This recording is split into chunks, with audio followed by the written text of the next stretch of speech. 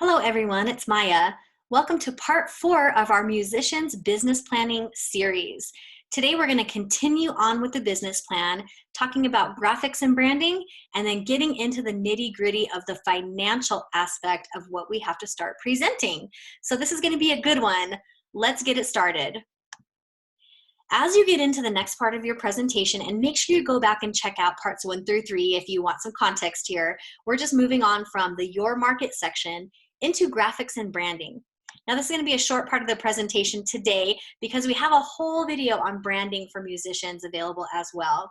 Within the business plan, you want to appear professional and that you've already thought through a lot of these things and maybe even had a designer work with you to create a logo, some graphics, brand colors and fonts, and really talking about your voice and your approach. If you actually have a brand guide that's available, you're going to want to just go ahead and include that, maybe a link to that in your business plan. A short way of including this branding information is, I'm just going to share an example from something I worked on recently. This would be an example of just a really quick brand summary. As you can see, there's a logo here. Here's what it would look like maybe with a tagline underneath it. The fonts that we like to use. I think I told you in the branding video, you normally want to pick 2 main fonts and maybe 1 accent font that could be a little more fun. So you see that here, and then you'll have your appropriate brand colors there. So that would be considered a brand snapshot, which you can certainly include in your business plan. And then go back to that branding video because you're going to want to address all of the points in that and share that with your potential investor, supporter, or whoever you're using this business plan to connect with. Now that we've looked at that short thing, we want to go back into sort of that main outline that we talked about in the very first video. And the next thing on that is project information. So you may remember in part 2 of the series, we used the example of a jazz band called Apple Quarantini, and they wanted to do 4 projects as part of their business plan. So one of the 4 projects we're going to focus on for the example today, and that would be their summer 2020 EP release. Now, if you remember, they also wanted to do a couple of tours and maybe a merchandise package.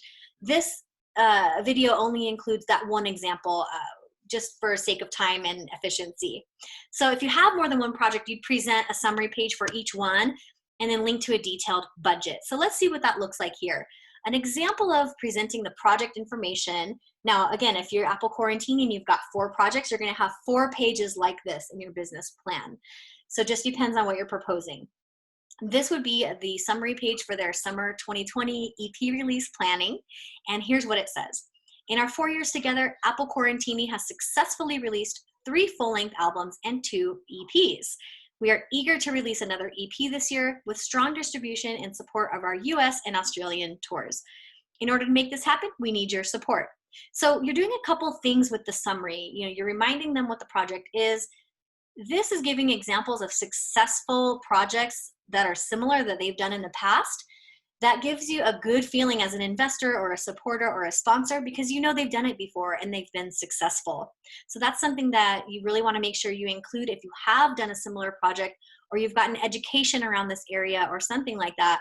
Include that almost in a passing way, like a subtle way, like, hey, when we've done this before, it's been awesome. So you want to demonstrate that track record just very briefly within the summary here. And then you also want to remind them like, hey, we're looking for your support. We want you to support this.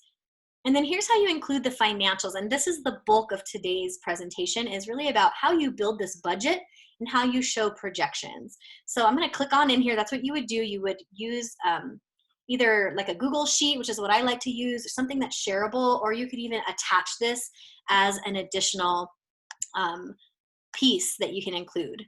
I don't know why this is not formatted correctly. That bothers me, but oh, there it is. It's just not clicked on. Okay, it was just loading.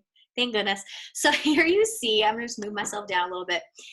Here you see some financial planning that I put together just as an example. This is not real. I'm using some real numbers and some estimations. So this would be a financial planning document that you'd share in conjunction with your request for support on your EP project.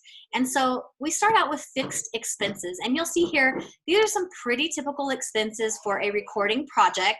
And you would just go through, you could even copy and paste this. I'll put a link to this document so that people can access this. What you would do if you are doing that, by the way, is you're gonna go File, Make a Copy. and then go ahead and put your own information in. Just a little quick tip for you. So anyway, you go to your fixed expenses first, and you know sort of what those are, especially in a recording project. There's some normal expenses. And so I went a little over the top here because if you're asking for investment, you might as well get, you know, some pretty good dollar amounts in here. If you follow through this presentation, you'll see there's a couple things I've starred. I'll even maybe star this one on things that you can do on your own that you really don't have to pay this stuff for, but in a perfect world, if we have an investor, we might as well. So let's start going through it. Here are the fixed expenses for your EP recording project. One of the things that is kind of a nice to have that I put on here, which you might not normally see with young and up and coming bands, is 1 month of dedicated writing time. Now, this would be a great thing to have, right? What I'm saying here is out of a band of 7 people, 2 of them are writers, and they have about $5,000 in monthly living expenses. So they probably don't have kids. They probably don't have a mortgage yet at this level of expenses. But you know, let's just say you wanted to ask for this time and this space to be able to really write and create these 4 new songs. And so that is the $10,000 budget that we put in for that. That would just really depend on your individual situation. Are you a singular person who's writing all of your own music and recording all of it in your bedroom? Then this is going to be a very different budget for you. So just take all of this with a grain of salt and make it your own. This line item on line 4, you know, may not be realistic for you to say, hey, you know, I'm a 7-piece band. We are all writers and we each have $5,000 as expenses, you know, and we want to take out 1 month. Can you pay for that? This is where you get into, you know, record label advances are normally thought of as paying personal expenses for the time of recording, and it is repayable. So just think of those kind of things. Line 2 would be rehearsal space, you know, time and space for rehearsal. You may, you know, especially if you're a big, huge artist, you might ask for that and get that funded from your label or from your investors. This particular situation, I put 0 because I want to also show that the band is willing to invest time and energy and resources into this project as well. You don't want to appear like you're looking for a handout and you're not going to give anything as well. Of course, you know, the creativity and the time and the artistry and the musicianship and the dedication, yes, but within this budget, you want to also be showing that. So, hey, we have our own rehearsal space. We're already paying for that. We're investing our own time. We're not getting a budget for that. So we're going to go ahead and put 0 for that line item. Then you may have things like studio time, especially for a 7-piece jazz band. I put about 8 hours of studio time, let's say 2 hours per song to get everybody's parts recorded. This means that you have to walk into that studio ready to play, ready to record. So we talk about pre-prep a lot in kind of the music production world. And you just want to make sure that you know which song's going first, whose part is what. You've rehearsed it. And all you're doing is walking into that studio and actually hitting record. If you're doing all that prep stuff at the studio, you're paying an hourly rate for nothing. And you may be paying a producer as well, or an engineer of some kind. And so to keep those recording expenses low, walk in there prepared. That's my number 1 piece of advice for that. So here we have kind of a low cost, a $3,000 studio budget. It may be more or less depending. And here's another thing that we should probably put a star by, because you may not need that. You may have your laptop and your microphone and your mixer at home and you don't need that studio time. It really just depends. For a 7-piece jazz band like Apple Quarantini, they're probably going to need a regular studio. Then you may have a producer working with you. And that a cheap rate, and now this is real rates that I'm getting from Ben A., who is one of our normal guest speakers and a friend of Market Your Purpose. And he told me just today that, you know, if I'm in there and I'm kind of helping to create the sound and produce the sound, I would be charging about $500 per song as my producer fee, and then maybe even getting something on the back end for that, which we'll get to when we get down to variable expenses. And then for him, he's pretty inexpensive when it comes to mixing and mastering. And so he was telling me, if the song is just, it's there, it's recorded, whether or not I helped with it, when it comes to the mixing and mastering process, if it's just kind of like a dirty, you know, recording, or the sound needs to be adjusted, and that's just all I'm doing is I'm mixing it down, I'm mastering it, it would be about $250 per song. And so then we have those two adding up to $3,000 for the entire EP. Then we get into some legal stuff and some different things. So if you want to go ahead and register your 4 songs with the Copyright Office with the United States government, that's $55. Anytime it's more than 1 song, it goes from $35 to $55. So you could even have 10 songs and it would be $55.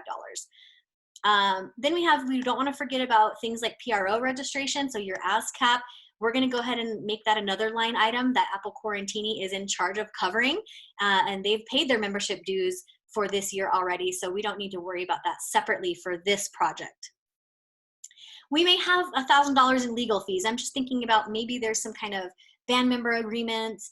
Maybe there's an agreement with this producer for this back end that he may be participating in. There might be a couple of little legal things you want to make sure you're covering. And so just maybe 2 hours of legal advice at $500 an hour. This could be negotiable. And this is kind of a wishy-washy line item because we just don't know. It depends on what you're going to need. As a young band, maybe you already have your band membership agreement. You may not be offering any back end to anybody involved in the project, and so maybe it's zero. We don't know, but that's one of the things we'll put a star next to.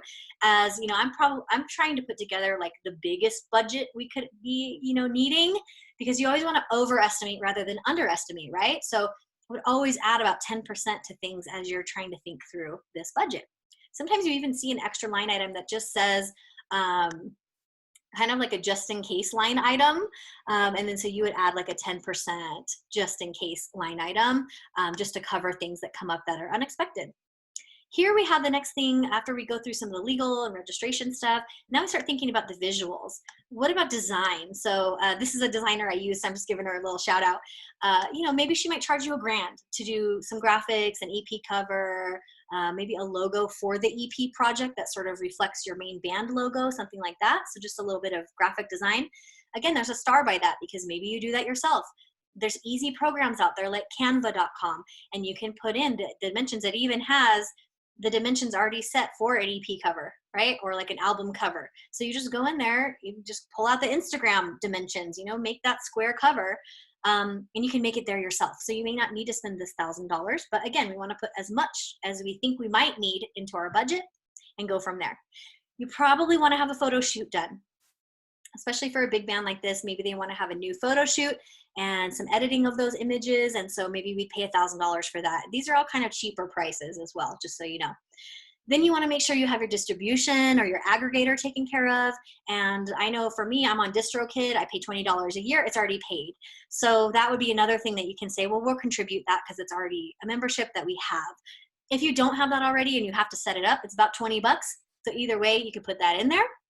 And then don't forget about promotion and marketing.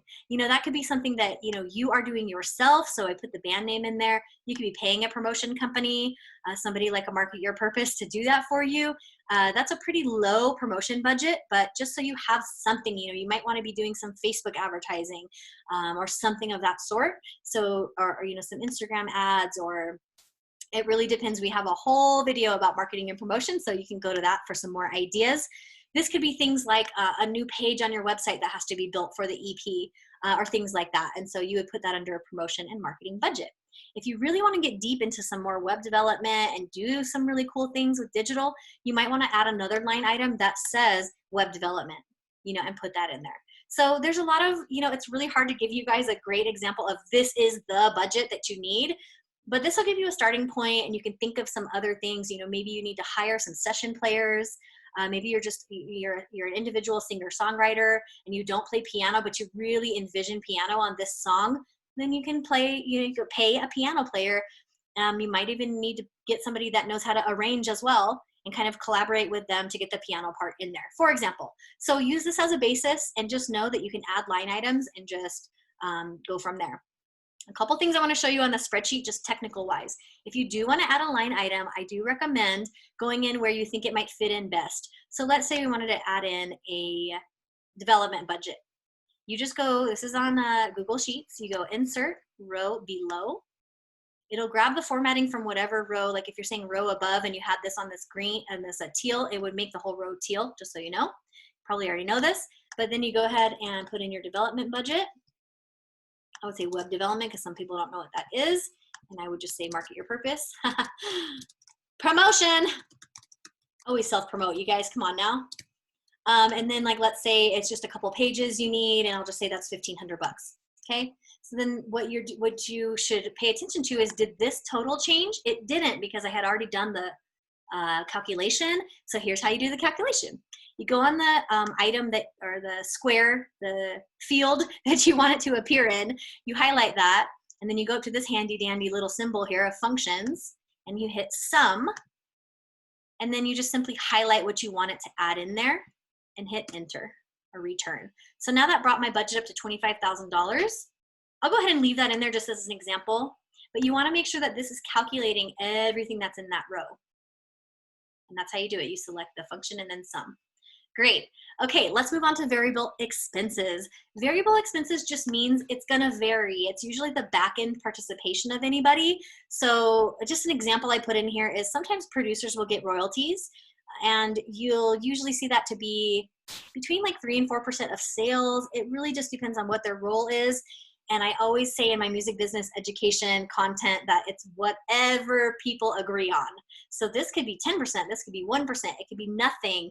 And it depends on what the producer is doing. Now this is really for like a producer that's coming in, molding the sound, helping you to build that sound. This is not like a producer in terms of like the hip hop world where it's the producer of the beat, like a Timbaland or whatever. Those types of producers get paid differently, basically get paid as songwriters. This, I mean, is more along the lines of like almost a movie producer, that they would come in and help the project actually get created. And so they might get a royalty on the back end, and that's just what we mean by variable expenses. It's really hard to show you guys an example of that because this is all calculated by actual sales and streams, and it's going to depend on how many there really were. And so you could calculate that based on these numbers here. You basically take 3% of this total, and we'll look at that next. So let's do some income predictions. Now this is where your supporter or your investor is really going to be looking. So let's be realistic about this. And in this section of the budget and financial planning, you actually want to underestimate as much as possible. So my advice is overestimate on expenses and way underestimate on income, because you want people to be surprised by the amount of money they're making, not the amount of money they're spending, right? So let's go on down to income predictions. And pretty much for an EP release, we're gonna have these types of income: on-demand streaming, non-interactive streaming, downloads, physical sales, and traditional performance royalties. Now you may have other things that come up like sync licensing, sync fees that you get from the songs being used, for example. You know, if an advertiser uses it, they might be able to give you a production fee, you know, for that. So I'm leaving some things out of here. There are other ways that people make money. So just kind of take this with a grain of salt. This is for the example of Apple Quarantini, what they think they're going to do. If you're just releasing an EP for the first time, it might be unlikely that you would get a lot of sync placements or, let's say, video game music licensing or something like that. So we're sticking with this for now. Just know that there are other income sources out there, and I can provide some links to some reading on that if you guys would like to catch up on various revenue sources in the music industry. So let's look at some of these income streams and how we feel about them. So on-demand streaming, let's say you had 1 million on-demand streams. Now there's a song here that's really popular. You had 1 million on-demand streams. The most that Spotify says they pay per stream is 0.0084 of a cent. There is a lot of debate about that, of what you really actually end up with at the end of the day. So I'm using like kind of optimistic predictions of how much this is really going to be. This is the most they say they pay for an on-demand stream. So we're just going to go with that.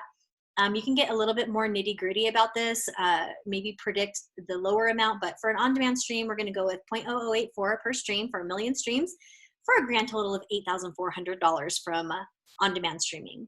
Kind of similar, we're going to have 1 million non-interactive streams at 0.006 per stream. That's the low end of what Spotify sort of estimates and predicts. So usually it's between these two. If you have 1 million streams, they predict you're going to get between $6,000 and $8,000. Now I'll also share a link to a video that was recently posted of someone kind of really going through an example, and they found that it's really more like 0.0048 cents a stream once you actually get that check. So this is why we talk about things like blockchain being a savior for the music industry, because we're really going to be able to have more transparency within this process. There's a lot of complaining about, well, how do we get from 0.006 to 0.0048? Because that's a couple $1,000s difference, right, for 1 million streams. So take all of this with a big fat grain of salt. This is really, I'm just going by what the industry says it pays, which may not be the reality. Okay, so we may want to underestimate some of these things a little bit more. Downloads, I'm saying that we're going to get 1 million downloads, and that each one of those, the artist cut is going to be about $1. So if you're selling this EP for about $4 or $5, usually if you had a record label in the picture, you would end up with only about 10%. But we're going to say that Apple Quarantini is unsigned. That's why they need this investor, right? So they're unsigned. They're putting all of this stuff out independently. So actually you get to keep more of the royalties that way, more of the sales, your cut from the sales. So in this case, if they were signed to a record label, this would be more like 40 cents or maybe 50 cents per download, because if you're going from like $4 or $5 down to that level, you're going to look at maybe like a 10% cut for the artist in a traditional sort of record label situation. For these guys that are, they're independent, and they're going to make about $1, I'm going to say. So that's going to be the bulk of their money actually is downloads. But again, how realistic is it to say we're going to give you 1 million downloads? So you really have to look at all of this for your individual situation. And hopefully you have data for how many streams you've gotten on other EPs.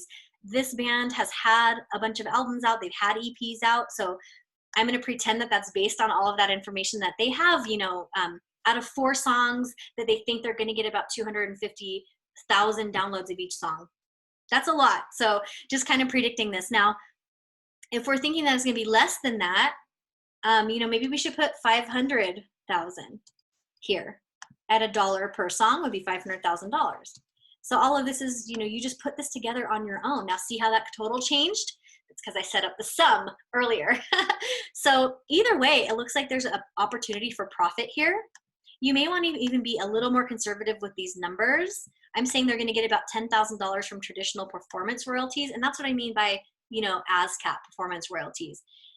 The calculations for that are really complicated, so it's really hard to say a per unit, you know, cost for that. But I'm just going to say conservatively, you know, over a year, let's say, they're going to make about $10,000 on performance royalties from the song being played out live in venues, you know, being covered in venues, being played on, you know, overhead music systems or by DJs in between sets at live venues, which is all game for performance royalties. So you can really mess around with this. I will show you, I'll give you a link to this that you can use as just a basis. And again, it's just a very individual process. Maybe these will spark some ideas for you in terms of what to include for expenses. If you're doing this for a tour, for tour support, for example, it would be totally different line items. You know, food, transportation, hotel, equipment rental, lighting, you know, those things. If you're doing this for merchandise, you know, again, it's, you know, what is the raw material cost? Are you producing it yourself? Are you not? So this is just an example for the EP side. I really hope that this is helpful, and I'll make sure to link all the resources for you. Thanks, and I welcome your comments.